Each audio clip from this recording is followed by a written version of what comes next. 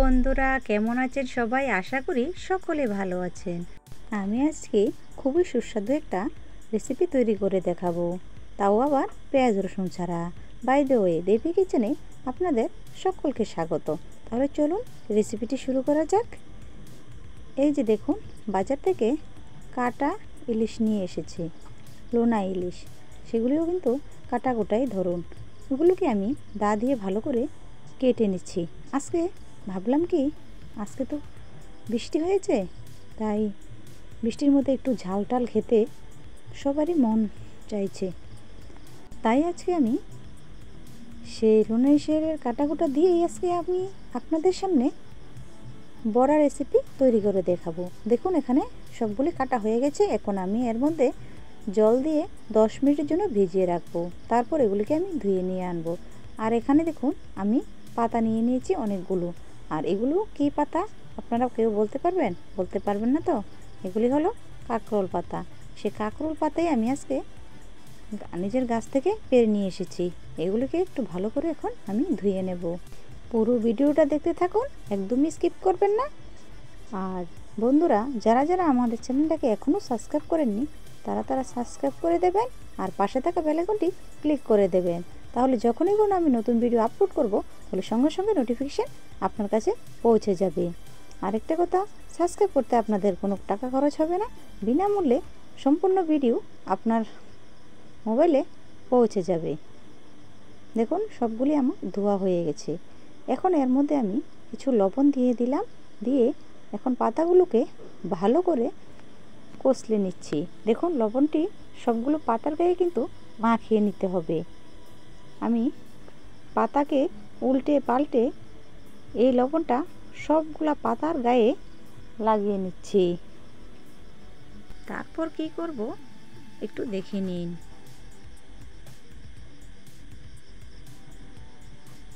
দেখুন, সবগুলো পাতার গায়ে আমি লবণ কিন্তু মাখিয়ে নিচ্ছি এক একটি করে। ভালো করে মিশিয়ে নিতে হবে। তারপর সবগুলি পাতা আমি এক সাইডে করে একটু ঢাকনা দিয়ে ঢেকে রেখে দেব। তারপর আমি একটা বাটি নিয়ে নিয়েছি। বাটির মধ্যে কিছু শুকনো লঙ্কা, দেখুন, আমি জল দিয়ে ভিজিয়ে রেখে দেব। 10 মিনিট পর ঢাকনাটা তুলে দিলাম। দেখুন, পাতাগুলি একদম লবণের সাথে মিশে একদম অল্প হয়ে গেছে। আমি তখন এগুলি সবগুলোকে একসাথে এক মুষ্টি করে একদম চিপে চিপে জলটা ফেলে দিয়েছি। এখন দেখুন, সবগুলিকে খুলে ফেলছি। পাতাগুলো কিন্তু একটিও ছিঁড়ে যায়নি। এগুলোকে ডবল ডবল করে আমি সবগুলি পাতা যোগ করছি। দেখতে পাচ্ছেন, একদমই কাগজের মতো পাতলা হয়ে গেছে।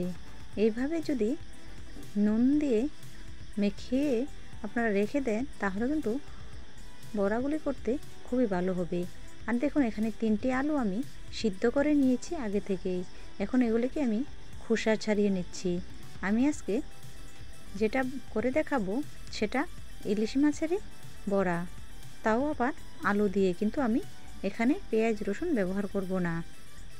যে শুকনো লঙ্কাগুলো আপনি দেখেছেন, সেই শুকনো লঙ্কাগুলো আমি 10 মিনিট ভিজিয়ে রেখে শিলনোড়াতে কিন্তু বেটে নিয়েছি। এভাবে দেখুন, আলুটা আমি মাখিয়ে নিয়েছি। আর এই যে শুকনো লঙ্কাটা দেখতে পেয়েছেন, সেই সবগুলা লঙ্কা আমি এর মধ্যে দিয়ে দিয়েছি এখানে পরিমাণ মতো হলুদ আর পরিমাণ মতো লবণ। এখন সবগুলোকে ভালো করে একসাথে মিশিয়ে নিচ্ছি। দেখতে পাচ্ছেন, সেই আলুর সাথে আমি কিন্তু মিশিয়ে নিচ্ছি। আলুটি দেওয়ার কারণ হলো ঝালটা যাতে একটু কম হয়, সেই জন্য। কারণ আমরা তো পেঁয়াজ রসুন ব্যবহার করি না, এই জন্য। আর যে ইলিশগুলি দেখতে পাচ্ছেন, সেগুলোকে আমি ভালো করে ধুয়ে নিয়ে এসেছি। এবং তার মধ্যে দিয়ে মিক্স করে রাখা যে মশলাটা ছিল সেটা দিয়ে দিয়েছি। আর দিয়ে দিলাম একটু সরষের তেল। সরষের তেলটা দিয়ে এখন ভালো করে মাখিয়ে নিয়েছি। দেখতেই পাচ্ছেন। এখন আমি 2টো পাতা নিয়েছি। এখন পাতার মধ্যে দেখুন একটি আমি দিয়ে দিয়েছি। কত সুন্দর করে আমি পুরটা ভরে নিচ্ছি একটা পাতার মধ্যে। একটি একটি করে এভাবে আমি পুর ভরে নেব। দেখতে পাচ্ছেন কতটা সুন্দর হয়ে গেছে। এই যে দেখুন, কতটা সুন্দর হয়ে গেছে, পুরা বড়া মতো। এখন আরও একটা আমি আপনাদের করে দেখাচ্ছি।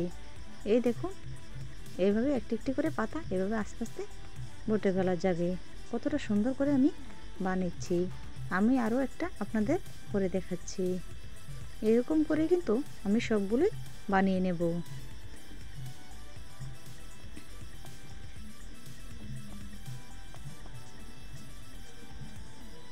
আপনাদের 4টা করে দেখালাম, বাকিটা আমি করে নিয়েছি। এখানে 14টা আমি বানিয়ে নিয়েছি। দেখেন আমি উনুন ধরিয়ে উনুনে কড়াই বসিয়ে তার মধ্যে কিন্তু তেলও দিয়ে দিয়েছি। তেলটা গরম হয়ে গেলে আমি এক এক করে বড়া দিয়ে দেব।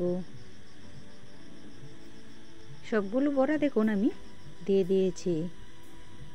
বড়ার এক পিঠ হয়ে গেলে একদম লো আছে, কিন্তু আমি আগুনটা দিয়েছি একদম লোতে করে কিন্তু আমি বড়াটি ভাজবো। দেখতে পাচ্ছেন এই ইলিশ মাছের পাতুরি আপনাদের কেমন হয়েছে বন্ধুরা, অবশ্যই একটা কমেন্ট করে জানাবেন। আর ভালো লাগলে লাইক আর শেয়ার করে দেবেন।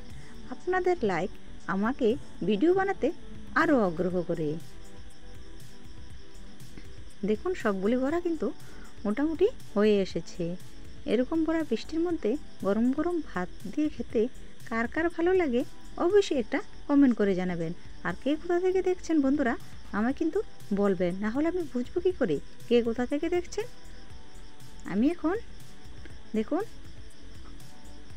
ভাত নিয়ে গরম গরম খেতেই বসে গেছি। আমি এখানে ভাতও নিয়ে নিয়েছি, আমার ঘরে সবজি ছিল সবজিও কিছু নিয়েছি, আর একটা বড়াও নিয়েছি। আজ এই পর্যন্তই, দেখা হচ্ছে নেক্সট ভিডিওতে। ধন্যবাদ সবাইকে।